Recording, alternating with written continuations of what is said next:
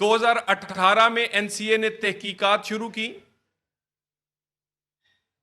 اور یہ تحقیقات 6 نومبر 2019 کو اس پر ایک معاہدہ پاکستان کی حکومت اور این سی اے کے درمیان طے پا گیا۔ ون ہائیڈ پارک، جسے بار بار کہا جاتا ہے کہ وہ کس کا تھا، وہ حسن یا حسین نواز شریف فیملی کا، اس کو خریدنے پر یہ تحقیقات ہوئیں، بالکل ہوئیں۔ ان کے مالک جو شریف فیملی تھی، ان کی ڈیٹیل تحقیقات ہوئیں ان کے خریداری کی، کہ کس پیسے سے خریدا گیا، کس طرح خریدا گیا، یہ پیسہ جائز تھا، یہ جائز طریقوں سے آیا، اس میں منی لانڈرنگ یا کوئی اور عنصر تو شامل نہیں تھا۔ اور اس کے بعد حسن اور حسین نواز کو کلین چٹ این سی اے برطانیہ نے دی۔ یہ وہ برطانوی ادارہ ہے جس کی مثالیں بانی پی ٹی آئی لوگوں کو دیتے تھے کہ مغرب میں انصاف چہرہ دیکھے بغیر ہوتا ہے، وہاں سیاہ کو سفید اور سفید کو سیاہ نہیں کیا جا سکتا۔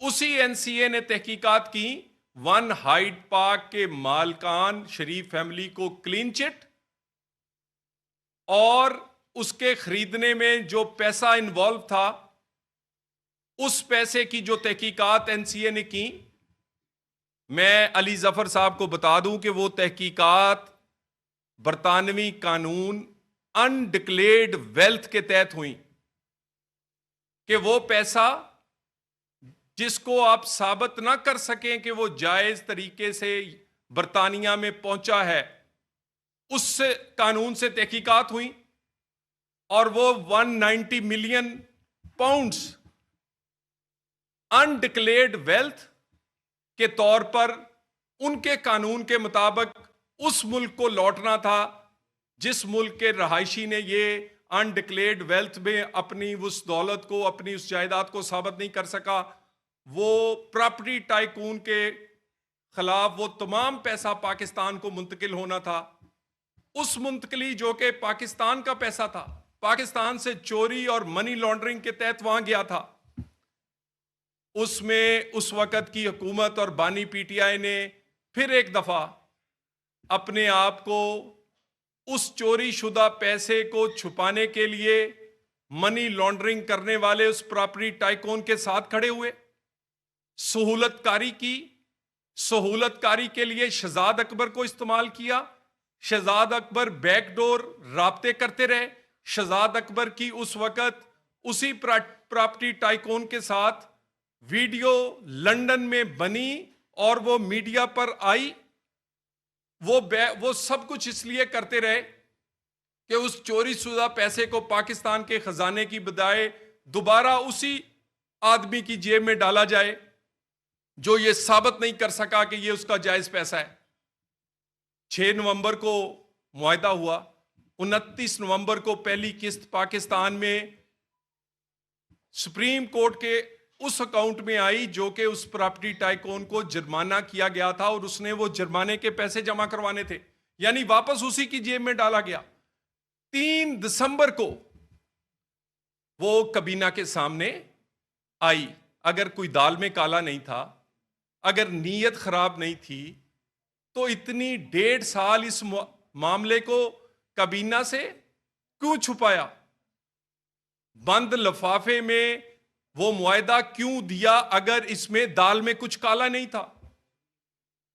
اور کہتے ہیں کہ ہم نے ٹرسٹ بنایا، اسلامی ٹچ، سیاست میں بھی اسلامی ٹچ۔ حکومت آتی ہے تو کہتے ہیں مدینہ کی ریاست ہے، اور کھا پورا توشہ خانہ جاتے ہیں۔ کہتے ہیں حضرت عمر فاروق رضی اللہ تعالیٰ عنہ کی طرح ہم جواب دہ ہیں، جو ایک چادر کے لیے سب کے لیے جواب دیتے اور خود پورا توشہ خانہ اور 190 ملین سارے کا سارا کھا گئے۔ کہتے ہیں ہم سے پوچھے نا۔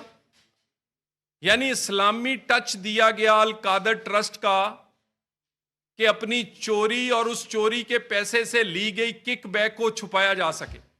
یہ دوبارہ میں کہہ دوں ایسے ہی ہے کہ میں یہاں سڑک پہ کھڑے ہو کے डकैती करूं और उस डकैती के पैसों में से चंद हजार लाख कहूं कि मैंने मस्जिद को दे दिए, मैं मस्जिद बना रहा हूं, मुझे माफ कर दें। चोरी के पैसे से नौजुबिल्ला आप ये काम नहीं कर सकते। या चोरी करने के बाद अगर आप इस तरह की किसी चीज में पैसे लगाएं तो ये जायज नहीं। और आप कहते हैं ट्रस्ट बनाया। भैया आपने पहले भी 2 ट्रस्ट बनाया है, नमल भी, आपने एक और ट्रस्ट बनाया आपकी शौकत खानम का, उस पर तो किसी ने सवाल नहीं उठाया। वो जो ट्रस्ट थे उसमें सैकड़ों, हजारों, लाखों डोनर्स थे। किसी ने 10 रुपए दिए, किसी ने 20 दिए, किसी ने हजारों दिए, किसी ने लाखों और करोड़ों दिए, किसी को इतराज नहीं। इसमें एक ही डोनर है, अल-कादर ट्रस्ट में एक डोनर है, सिर्फ एक। वो कौन है? जिसकी जेब में चोरी किए हुए पैसे पकड़े जाने पर दोबारा उसकी जेब में डाले, वो प्रॉपर्टी टाइकून है। एक डोनर, कोई दूसरा डोनर नहीं। और ट्रस्टी भी इसमें एक ही घर, एक बानी पीटिया उसकी घरवाली। अगर छुपाना नहीं था तो बंद लिफाफा क्यों दिया? अगर छुपाना नहीं था कुछ तो ट्रस्ट बनाने में भी लोगों को क्यों छुपाया? सबसे सामने सीना खोल के अनाउंस करते कि मैं ट्रस्ट बना रहा हूं, आए इसमें फंड रेजिंग करें। नमल यूनिवर्सिटी